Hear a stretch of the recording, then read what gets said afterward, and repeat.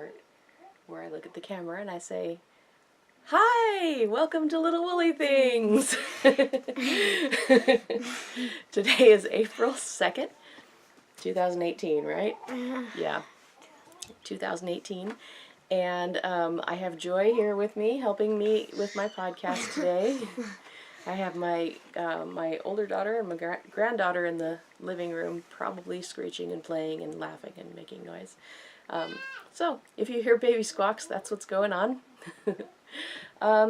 This is podcast episode 11, I think. Maybe 11 or 12, probably 11. And Joy and I have not rehearsed any of this. We don't know what we're going to talk about. We'll just see what happens. Joy's got some stuff to show you. I've got a bunch of stuff to show you. Today we were actually over at my mother-in-law's house helping her do some housework, and there goes my phone. Who's talking to me? Oh, my husband. I like messaging with him throughout the day. It's kind of fun. Anyway, we were at the ranch and we were helping Nana do some stuff, and what did you work on? You were working on resetting the table and...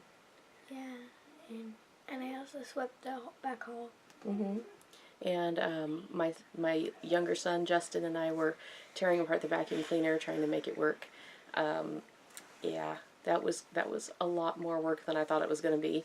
We ended up using a screwdriver, taking the bottom of the thing apart, then getting out a scrub brush and emptying out. We took the whole vacuum cleaner apart and scrubbed and cleaned and dumped out gravel and finally got it put all back together and cleaned out the filter. Got it working. So now Mom's vacuum cleaner works much more efficiently than it did before, thank goodness. But that took a lot longer than I expected it to. Then we came home and the kids got into some sandwich stuff, and I took a shower because I was covered in grime from the vacuum cleaner, you know, just like... It's not a sandwich. You know, Joy didn't have a sandwich. Well, anyway, yeah, so got out of the shower, and then I walked into the kitchen because I needed a sandwich, and I turned around and, you know, in true Wendy fashion, knocked over a pan that was sitting on the counter that still had juice in the bottom of it from the ham that we cooked yesterday, because yesterday was Easter, and it went flying through the air, and I had time to say, you know, like in your head you're hearing it on slow motion, "Oh no!" Oh my gosh, it landed in the living room on the carpet, splashed ham juice everywhere. I got ham juice in the hair that I just washed. Yeah. That's why you were cleaning the floor. That's why I was cleaning the floor, yeah. So that's the kind of day I've been having. It hasn't really been bad. It's just that, like, whatever could possibly, out of the blue, happen weird seems to be happening today. At one point I was like, can I just go to bed? I mean, do I have to do this day? Anyway, so we are here to talk about knitting and crocheting. I think Joy's project is crocheted, right? Yes. And some of the stuff that I've got coming up design-wise, some things that I'm working on, some new things, yeah. Yep, just some new things happening. New things for your prize thing. New things for my prize thing? Yeah, right? I do. We have a giveaway for the podcast today, and Joy is not going to let me forget it. So, but I think we should, at the end of the podcast, give our viewers a keyword, like a code word, and they have to leave a comment with the code word in it. Apple pie. No, we have to make them watch the whole episode before they get the keyword. That could be it. Well, we'll see. We will think. I will have Joy come up with a code word by the end of the episode. Okay. So, I do have a few notes that I put on my phone here of things that I wanted to talk about. I usually write my notes on a big notepad, and I don't have my notepad today. I just have my phone. So this is going to feel a little awkward for me, but hopefully it'll work. Yes. Okay. So did you have any stories you want to tell? If they're about me, they have to be good. I mean, they have to make me look good. Nothing I can think of. No. Okay. Oh, I know. I have some coffee behind me here that I am working on, and it is a Sumatran Peaberry. This is the first time I have ever roasted this particular coffee, and I think I didn't quite hit the nail on the head with this one. I like it. It's good, but it has a little bit of a bitterness to it, which might just be the coffee beans, but I think if I roast it a little bit differently, I might be able to get rid of that bitter taste. And it's not a horrible bitter taste, it's just a little bit there, and it's not exactly what I want in my coffee. But anyway, I thought I'd talk a little bit about what a peaberry is. When I was first getting into grinding and brewing decent coffees, I had no idea what peaberry coffee was.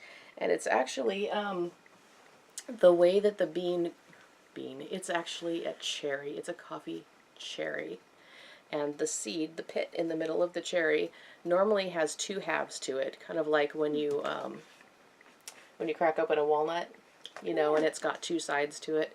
There's a skin around each of the separate little, what we call a coffee bean, and those are both, like fitted together with the flat sides together so that it fits like this inside the coffee cherry. But when you have a peaberry coffee bean, it has only developed one bean, and so it's a lot more round, and it's only a single, and so it's usually a little bit smaller than a standard coffee bean, and it actually has all of the caffeine that the plant would normally put into two coffee beans into the one little peaberry bean. So they say that peaberry coffees have a higher caffeine content than a regular coffee. Good to know, right? Stay awake. I guess. I have no idea how you measure caffeine content. But, anyway, I thought I'd try the peaberry.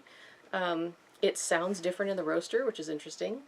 And it feels different. I have a hand crank whirly popcorn popper. Goes on my stovetop. That's what I use to roast my coffee. And it even feels different because the beans are so much more round and they roll around inside the roaster. So that was kind of interesting.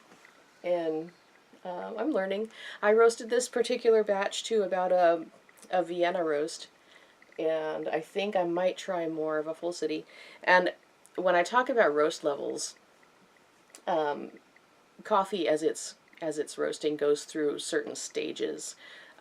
First it kind of toasts, it dries out and starts to just barely color, and then the moisture inside the bean starts to expand, evaporate, and you get to what they call the first crack stage, where it starts to pop and it sounds like popcorn. You've heard first crack, right?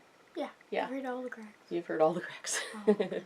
So it sounds like popcorn, and it can really get going, cracking loud and fast.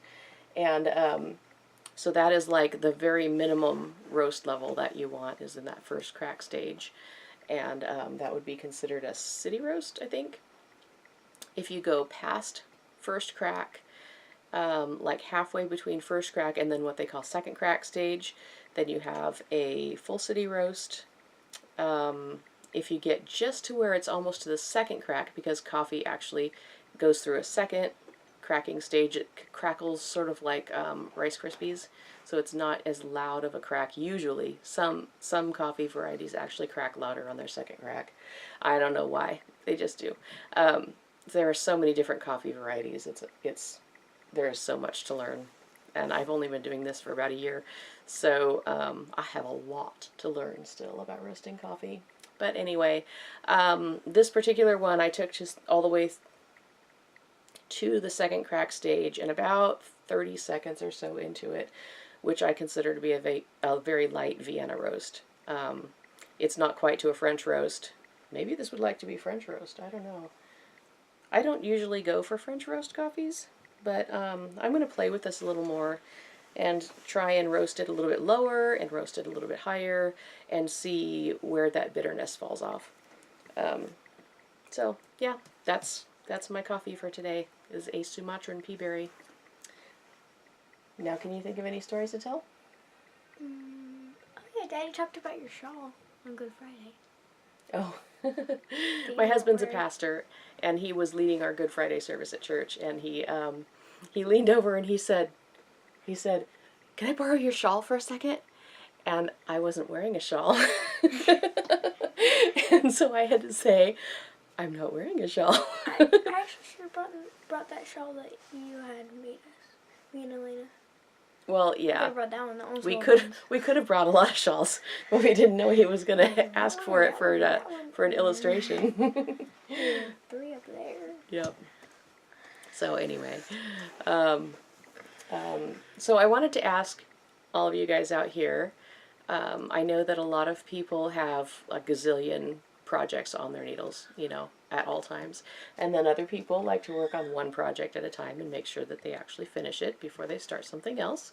So I was just wondering how many of you are those monogamous knitters and work on one project at a time, or if you like to have all the things cast on always. What do you like to do, Joy? I like to just have one going because I'll stop in the middle of another one and then not finish it. And not go back to the first one ever. And then I'll have new ideas. Yeah, that's a problem. That's why I'm only working on one blanket right Right. We'll show that off next, okay? now. Okay. Yeah, I wanted to tell a story, and I actually, I had to write it down on my phone so I wouldn't forget all the details, because this is so crazy convoluted. It's like, this is the way my life is all the time. So this is the reason why I don't have 432 whips on my needles, ever. I was making baby socks, and I think I showed them off on my last podcast, for an elderly lady in our church. She wanted to have some baby socks on hand for new great-grandbabies as they join the family.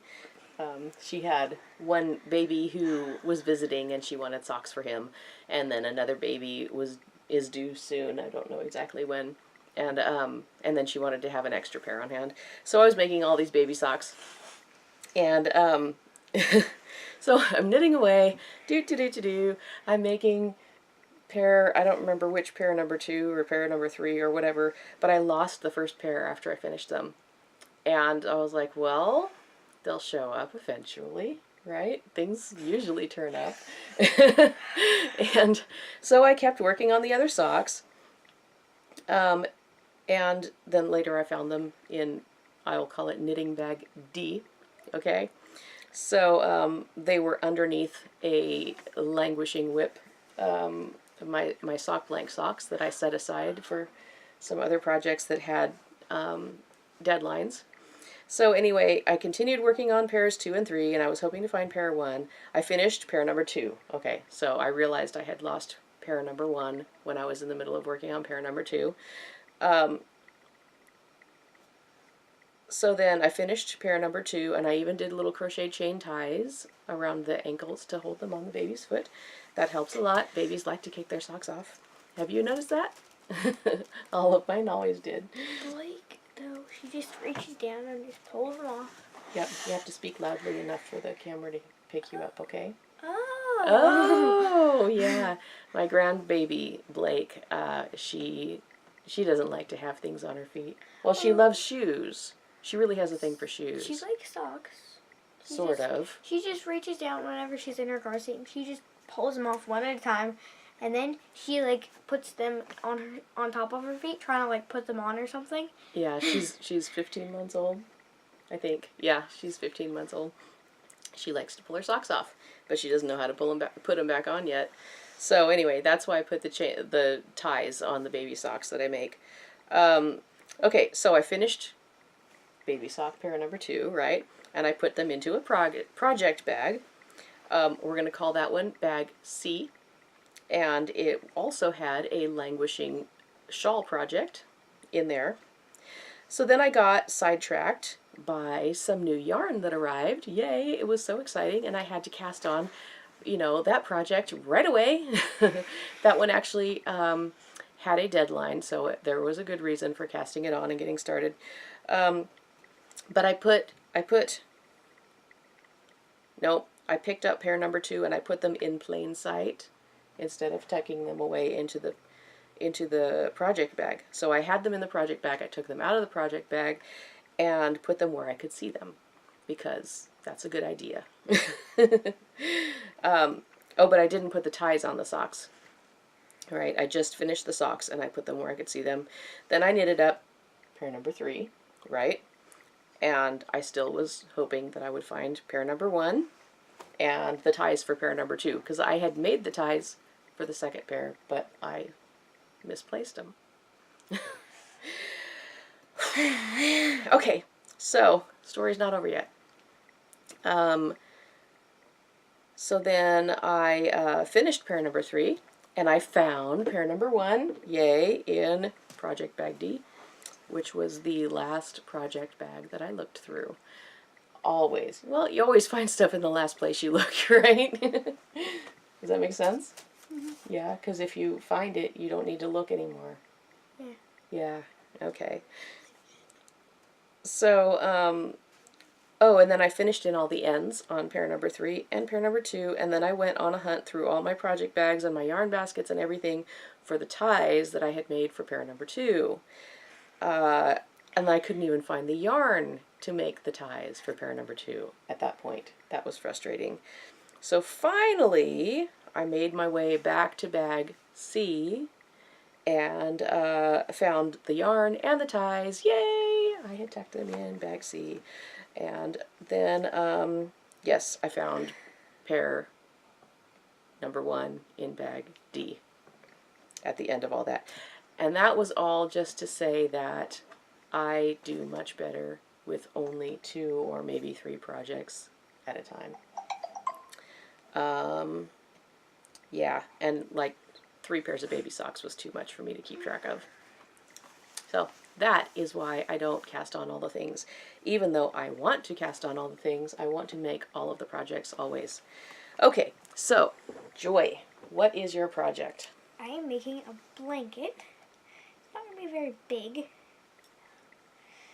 Is it going to be a baby blanket? I don't know if it's going to be like the size of a baby blanket, but I don't know. Are you going to put it on your bed, or are you going to give it to somebody? I haven't decided yet. You haven't decided yet? Okay. It's really pretty. Yeah, it's 3 colors. It is pink and then white and some variegated brown and white yarn. That's very pretty. And I'm making it out of a bunch of scraps of yarn.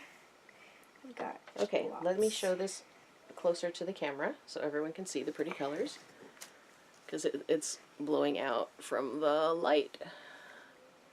I'm not sure if I can show that so that you can see it without it being totally blown out. But you are doing this with double crochets? Some double crochets. It looks like you started with double crochets and went to single crochets or half doubles or something. I don't know. Is the pink supposed to be a ruffle on the edge? No, it's supposed to be. No. It's just moving along how it is. Oh, okay. So I don't know. So, how much time do you think you have invested in this?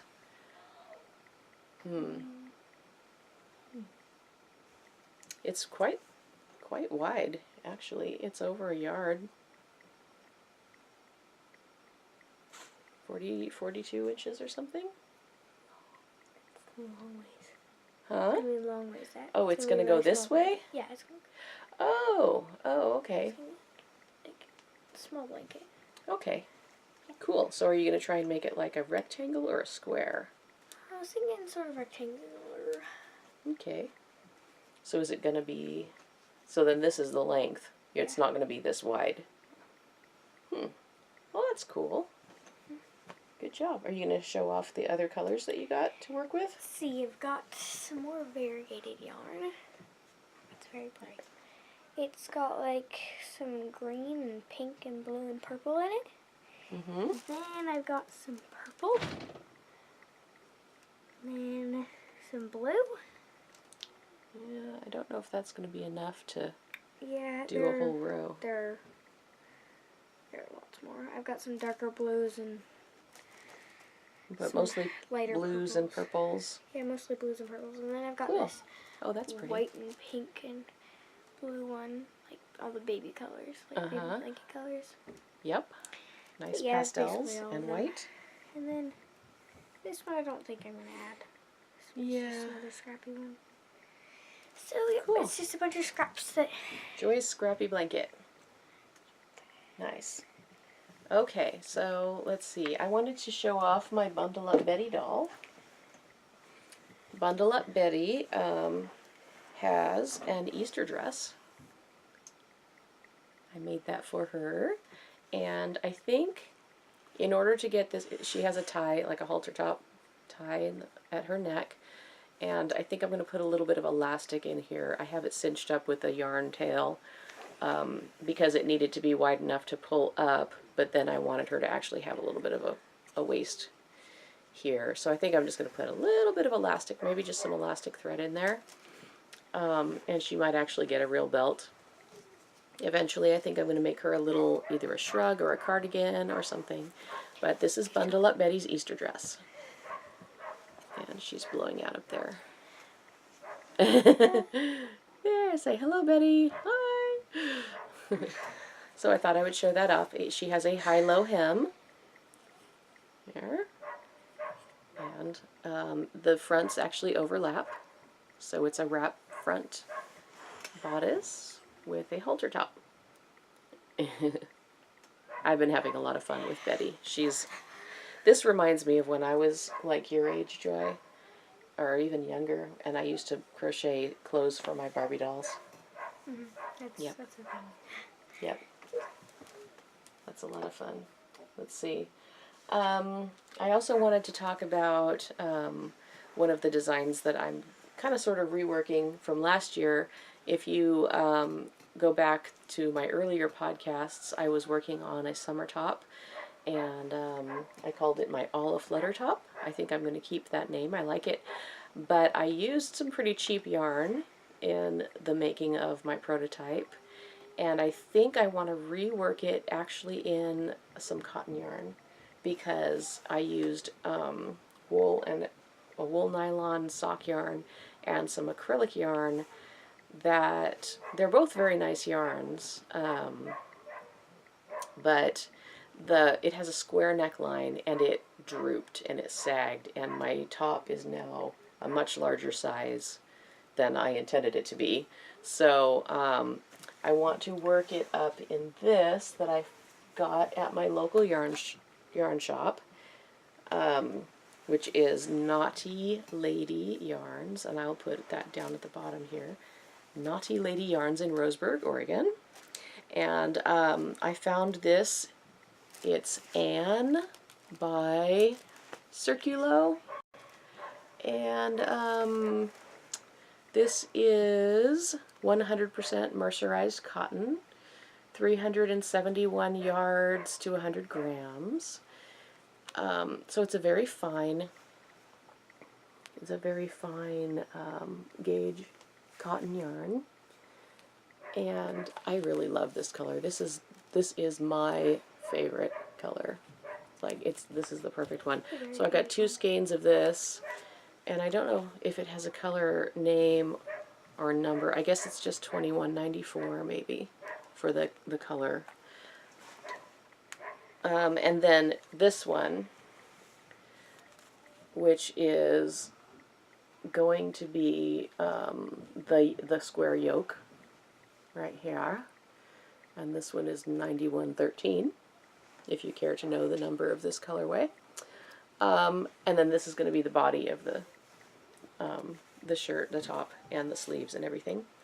So that's going to be fun, and I'm hoping to just really finalize my sizing and make sure that my pattern is going to be accurate and it's going to hold the size that you make it to before I release it. And I would really, really like to get it released sometime this summer, since I didn't last summer. There was just something about it I wasn't sure of, and I think it was that cheap yarn that I used. I mean, it's a really, really fun top, and I love the design, and I cannot wait to share it with you guys. But it really needed to be worked in some nicer yarns. So, what else do we have to talk about, Joy? That is one of my acquisitions. It's been 3 weeks since I podcasted last, so yeah, I feel like I've missed out on showing you guys a lot of the things. I bought this set of stitch markers from Melissa of Knitty by Nature Shop, and I could not resist this, not at all. Coffee beans. Coffee beans. There, I got a set of dark coffee beans. Can you see it? These are the dark beans, and it came with some little silver ring style stitch markers. And then there's also a Progress Keeper, which is a light roast. And they're not actually coffee beans, you know. These are polymer clay that she has molded by hand. I mean, look at these guys. Yeah. I don't know if that's focusing very well. Anyway, it's just so cute. And then the set with the dark coffee beans also had this cute little coffee cup. I love it.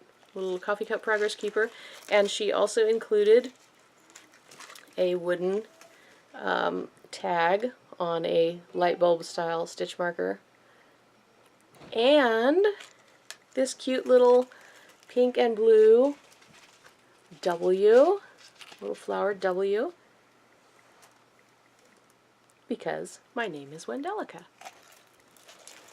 which starts with a W. So thank you, Melissa. This is just fabulous. I could not resist coffee beans. I mean, really, they're so perfect. I had to buy them. Okay, so, and Melissa also sent something that is going to be part of our giveaway. So this is for one of you all, lucky winner.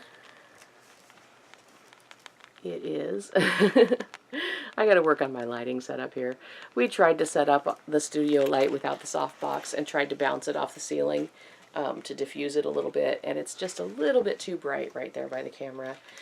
So this is a very springtime kind of set. It has a cute little birdie and little birdie stitch marker, and then it has a Progress Keeper that is a little honeybee and a honeybee comb, and then here's the birdie on the branch, and then some ring style markers and a little jeweled one on the light bulb marker. So these are going to be part of our giveaway, and I am also going to include this little case for holding your stitch markers, and it has some little light bulb markers in there, and it says, what does that say? Shh, I'm counting. That's what it says. Shh, I'm counting. So that is going to be our giveaway for this podcast. And like I said, Joy is going to give us a code word. Not yet, not yet. A code word to include in your comment to enter the giveaway. Okay. So, what else did I want to talk about? Oh, this is exciting. I don't know if you noticed this in the background while I was rambling on about knitting baby socks. Okay, I got this really cool tote bag, and it says Little Bully Things, and it has my little sheep on there. This was one of our lambs that that we raised, just, you know, generic one of the flock. I don't know if that one particularly had a name. I think this was one of last year's lambs, but I took this photo in the shed, and it's just so funny. Such a cute little lammy poo. And I've been using this as part of my header for my Etsy shop, and I've been trying to use this. I put this on my business cards, and I just love it. It's so woolly, so perfect. So I don't know if I'm actually going to offer these in my shop or not. Let me know if you would be interested in anything, you know, that says little woolly things on it. Because if so, I would gladly order some more of these and have them ready for you guys. Anyway, so in my little woolly things bag, I have a whip that I will show you. This is going to be for a friend of mine, and it's pretty much a kind of make it up as I go along experiment hat. Okay, so she likes bright colors, my friend. She lives in Alaska, and she says she wears a hat every single day of the year because it's cold. We were talking about this hat 2 or 3 weeks ago, and you know, I'm thinking it's cold over here at like 50 degrees. She posted, or she showed me a picture of her car that morning with 3 inches of fresh snow on top, and she said it's definitely still hat season here. So I'm making her a hat. And my experiment is in putting like a very large oversized buttonhole at the back of the hat for her ponytail to poke out of. I'm not sure if I'm really totally satisfied with this yet or not. I'm gonna work up the rest of the hat and see how it goes. She really likes cotton yarns, so I am working this in cottons. Some of them were in my stash. I picked up a few in my local yarn store, the Sugar and Cream, because, you know, the colors are bright and fun, and they work well together. I also got, besides that orange, I got this cream color with some little specks. Not exactly speckles, but, you know, not bad for a commercial try. So I might pop that into the hat if it seems like it's going to work.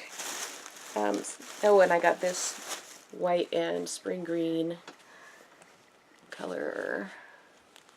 There we go. I don't know, do these have color names or are they just numbers? Oh, this is Lime Stripes. So, Lime Stripes, Sugar and Cream. What's that one? Yeah, this one is called Potpourri Ombre. That's the cream with the speckles. And the orange one is called Hot Orange. And let's see, I also picked up, which one is this one? Oh, Red. That one's called Red. And I have this white that was in my stash. That's the base color, and it's got some silver, like, stellina. See if I can show this to you. If I can block the light and still get it to sparkle for you. It's white with a silver thread running through it so that it sparkles a bit. And it's got a little bit of a wavy texture to it, which is kind of fun. I don't know if you can see that. It's all kind of bumpy. So that's going to be AmyJo's hat. And it is living in my Little Woolly Things tote, which is big enough that I could put a huge, big old sweater project in it, I think. Yeah. Okay. What else do we need to talk about, Joy? I've already talked about those in my last podcast. So let's see. What is on my list?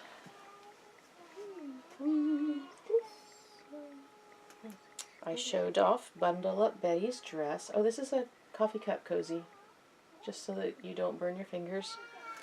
For a while I was making up gift bags that I carried around in my car with some Starbucks Via packets and some packets with tea bags some sugar, some honey, some creamer, and a paper cup with a lid, and I put one of these knitted, not crocheted, one of these knitted cozies around the cup. And especially in the winter time, I kept one in my car always, and I would give them out to people I came across in my day-to-day running errands and things, especially like, you know, the guys at the gas station who are getting soaking wet and they're just freezing themselves to be out there pumping gas for all of us who are riding around in our heated cars, you know, with our lovely hand-knit hats and gloves and things on. And I just thought it would be nice to brighten up someone's day, to be able to have something to hand out the window and say, here, you know, warm up and have a good day. And I really need to get back to doing that. I kind of stopped doing it, and I don't know why. You can hand out water bottles. You can hand out water bottles in the summertime. That's a good idea, actually. Okay. So I also wanted to talk about a collaboration that I've been working on with Lorianne of... What? This? No? Not that. With Lorianne of Arkansas Yarn Co. She actually provided all of the yarn that I needed, plus some extra for this new shawl design that I'm working on. And I have my prototype all knitted up, and it's just gorgeous. I'm in love with it. It turned out so nice. Yeah. Oh, that one's really pretty. It is really pretty. Do you I want me to get it? I wore it for Easter. Want me to So, if you want to. So anyway, this one I am going to call my new best friend shawl. And it was very much inspired by Lorianne. And Joy is getting it for me from over there. Oops, knocking things over. It's okay. So this is a short row wedge color block shawl.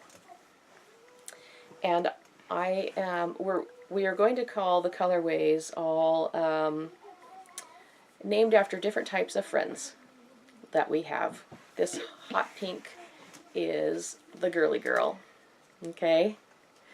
This darker one is the boss lady. I mean, seriously, doesn't that remind you of the perfect lipstick? You know, just, yeah. This one, this dark one, I think we decided to call Word Nerd. Don't you have a friend who's a word nerd? Or are you the word nerd?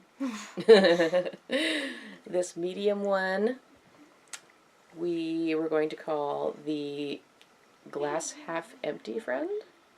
And the light one with the speckles. This light color is the main color of the shawl. It has speckles of the light pink and the darker pink and the gray, the darker gray and the black. And this one is my lifelong friend colorway. And this thing is so long. It has, maybe we can hold it back a little ways and hold it up so you can see the way the colors fit together, because that's a major part of why I wanted to do the best friends theme. Because, you know, in your circle of friends,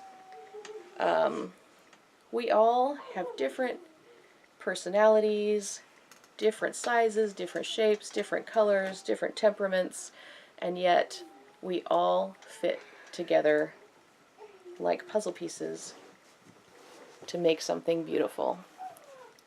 And so this has all of the colors working together, playing together so nicely along the edge. And this is, well, I'm showing it to you upside down. Okay. So this is my new best friend shawl. And we can't even show it to you in this space. I'll take some pictures of it when we're closer to ready to release the pattern. I love it. This is done in a sport weight yarn. And like I said, it was provided by Lorianne of Arkansas Yarn Co. And she dyed all of these colors just for this project. So yeah, this is her sport weight yarn. It took 2 skeins of the light gray and like a partial skein of each of the other colors. A couple, I think the pinks both only took like 50 grams. So it doesn't require full skeins of any of the other colors, but it does require more than 1 skein of this main color. So if anyone is interested in test knitting for me, I am going to be sending this pattern off to my tech editor soon, and as soon as she is done with it, I would like to have a team of test knitters work on this for me to make sure that it's all easily understood, that I've explained things in a way that isn't going to just create problems, you know what I mean? I want to know if it's going to be workable, if it's too boring, you know, too easy, too difficult. You know, I just want your thoughts and impressions on the pattern. If you are willing to test knit for me, let me know. I will get you added to my email list, my Team Woolly, and I'm hoping to get this out to my test knitters. This is the 2nd of April, probably by the end of April or the beginning of May. And then if we can have it finished mid-June, then we can still get this out, you know, early summer. So that is my plan. Oh, Joy is going to model it for us. That's my hope for this pattern, to get this ready to go live soon. So this is my new best friend shawl, and it will be coming shortly, I hope. Anyway, so yes, message me, let me know if you would like to get involved in the test knit for that. And is there anything else I need to talk about? I had this out because I thought that I had something in here that I wanted to show off, but it wasn't actually in this bag. So this was just the very beginning of a swatch for my new best friend shawl. Anyway, that's what I started with, and I ended up with, ta-da, this. So yeah, I really didn't need this. Okay. Anyway, this is my project bag from Growing Stitches, if you're interested. It's a lovely bag. It has this velvety textured fabric on the outside of it, and cute contrasting cotton on the inside. I know I've shown this off before, but I'm still using it. It's a fun bag. It works. So go check out Growing Stitches on Etsy. I think her shop is on Etsy. Okay. Is there anything else we need to talk about? Let me check my list one more time. See if there's anything else I need to show off.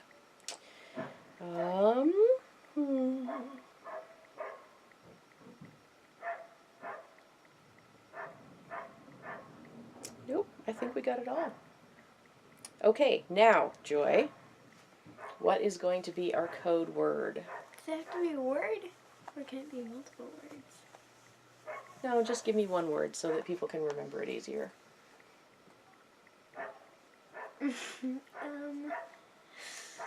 Okay, this is what they're going to be winning in the giveaway. The SHhhhh I'm Counting and the Springtime Stitch Marker Set. Clock. Okay, Clock. Our code word is clock. So, if you would like to enter the drawing for this giveaway, I will draw a name on my next podcast, and just leave a comment including the word clock. And I guess that's it. Thank you for hanging in there and watching the whole podcast. And I hope that you liked what you saw and heard. And if you do, hit the like button, subscribe so that you don't miss any other episodes. And we will see you next time. Bye!